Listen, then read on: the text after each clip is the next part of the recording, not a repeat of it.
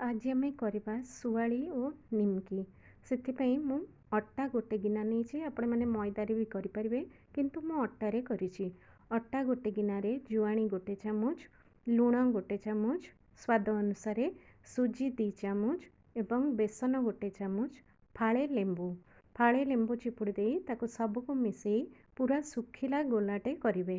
सुखिला गोला करदे तार मु अधा रखीदेली निमकी पाई आउ अधारे छोट छोट पूरी परी बेली देली सेटा न फुलिबा पई छुरी किंबा कंटा चामच साहाय्य ताधरे कणा कणा करदेबे। आउ अधाक जो रखिली ताकू गोटे बड़ रुटी परी बेली देली। बेली सारला परे ताकू ठिकिरी सेप्रे काटिली। ठिकिरी सेप्रे काटिकी देखंतु निमकी आमर से ही गोटे गोलारू ही हो काढ़ी सारा परे ताकू गोटे थाली रे दुईटा जाक काढ़ी ताकू 2 घंटा सुखिबा को छाड़देवे। 2 घंटा सुखी सारा परे तेल कड़े बसैबे।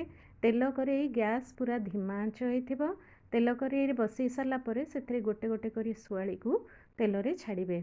पूरा गैस धीमा जेहेतु होइथिबो ताकू टिके एपट सेपट बुलेइबे आ टिके अधिका समय तेल रे पड़िबो।